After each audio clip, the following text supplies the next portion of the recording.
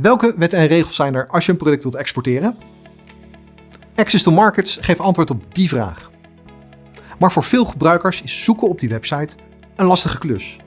Daarom leggen we je in deze video uit hoe je informatie juist invult en wat het resultaat voor je betekent.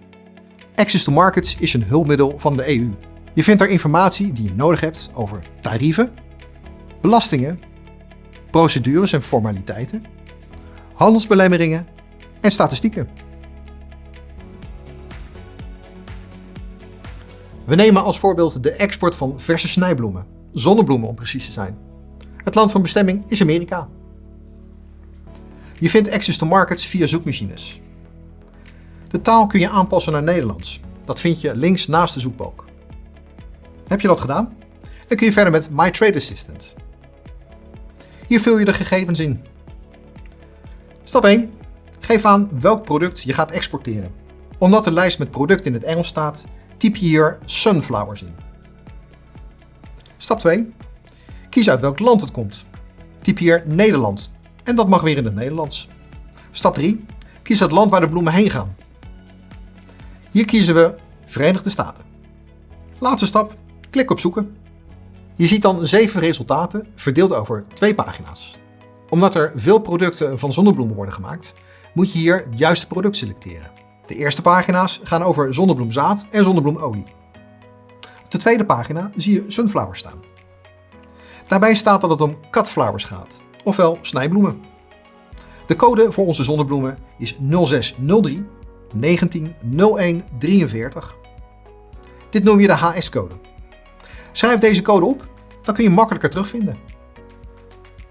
Klik nu op de oranje knop Product kiezen. De resultaten zie je dan onder de blauwe balk. Exporteren uit de EU. Goed, nu heb je gezien hoe je een product en de bijbehorende HS-code opzoekt. Maar dan, wat doe je met die resultaten? We nemen deze stap voor stap door.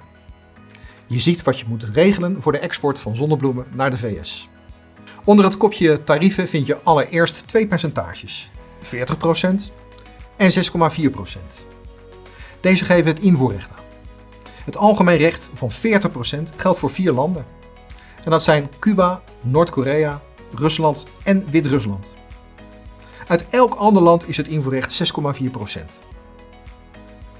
Onder het kopje tarieven onder een rubriek vind je de invoerrechten van andere verse snijbloemen. De importeur, meestal jouw klant, betaalt de Amerikaanse belastingen. Behalve wanneer je met de klant de Incoterm DDP afspreekt. In dat geval ben jij verantwoordelijk voor het inklaren. De Amerikaanse douane ziet je dan als importeur. In de VS betaalt de consument soms sales tax, een soort BTW. Dit verschilt per Amerikaanse staat. Je berekent deze belasting alleen als je de bloemen direct aan consumenten levert. Ook zie je de Merchandise Processing Fee bij de belastingen staan. Het gaat om een vergoeding voor het verwerken van de invoeraangifte. Deze fee wordt berekend over de douanewaarde en de importeur betaalt deze. Dan is er nog de Harbor Maintenance Fee. Daarmee betaal je in feite voor het lossen en opslaan van je spullen in de haven. Ook deze fee betaalt de importeur. Onder procedures en formaliteiten vind je welke regels er zijn. Je ziet de 3 kopjes: overzicht, algemeen en specifiek. Helaas is de informatie alleen in het Engels beschikbaar. Het onderdeel overzicht laat alle zaken zien die de Amerikaanse douane controleert. Hier staat ook informatie die niet voor zonnebloemen, maar voor andere producten geldt. Het kopje algemeen laat zien welke documenten er nodig zijn bij het inklaren. Soms moet jij deze regelen, maar meestal regelt je klant of je vervoerder deze. Loop deze documenten door en kijk wat jij moet regelen. Meestal is dat een factuur en een paklijst. Soms een bewijs van oorsprong, zoals het CVO of het UR1. Voor de VS is dit niet nodig. Onder het kopje specifiek zie je wat voor jouw product nodig is. Als je erop klikt, komen 3 subkopjes in beeld. Bij Import Permit for Plants and Plant Products staat dat er een vergunning nodig is voor het importeren van de bloemen.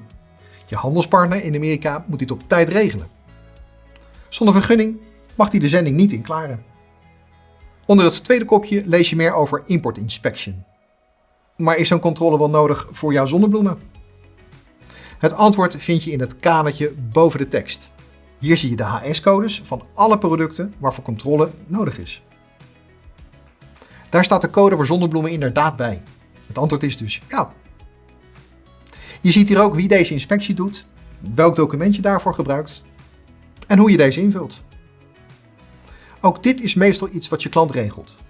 Onder het derde kopje vind je informatie over de certificaten die je nodig hebt. Voor bijna alle plantaardige producten, dus ook zonnebloemen, is het fytosanitair certificaat vereist. Dit document regel jij voordat de zending vertrekt. Je bewijst hiermee dat de zonnebloemen zijn geïnspecteerd volgens internationale richtlijnen. Het certificaat is onmisbaar. De Amerikaanse autoriteiten controleren hiermee namelijk of jouw bloemen geen ziektes of schadelijke organismen bij zich dragen. Regel het certificaat op tijd, want je wilt niet dat je bloemen verwelken omdat ze nog bij de douane staan. Je vraagt het fytosanitair certificaat aan bij de Nederlandse Voedsel- en Warenautoriteit, de NVWA. Handelsbelemmeringen, oftewel trade barriers. Hier staat: er zijn geen handelsbelemmeringen geregistreerd voor het gekozen product en land. Oftewel, niets staat je in de weg om jouw zonnebloemen te exporteren naar de Verenigde Staten. Exporteer je andere producten of naar een ander land, dan loop je soms wel tegen belemmeringen aan. Zoals hogere kosten of extra administratie. Hier zie je hoeveel bloemen er tussen Nederland en de VS zijn verkocht. Heel handig als je een exportplan maakt. Maar let op, hier zit wel een klein addertje onder het gras. Het gaat namelijk niet over alle soorten bloemen. Rozen, lelies, chrysanten en orchideeën vallen hier niet onder. Maar alleen de snijbloemen waarvan de HS-code begint met de cijfers 060319. Naast zonnebloemen gaat het dan bijvoorbeeld over gerbera's en fresia's. Onder het kopje wat betekenen de resultaten vind je meer uitleg over de verschillende onderdelen. Exporteer je geen zonnebloemen, maar een ander product? De access to markets werkt dan hetzelfde. Alleen zie je andere resultaten. Kom je hier zelf niet uit? Bel dan met het KVK adviesteam 088 585 22 22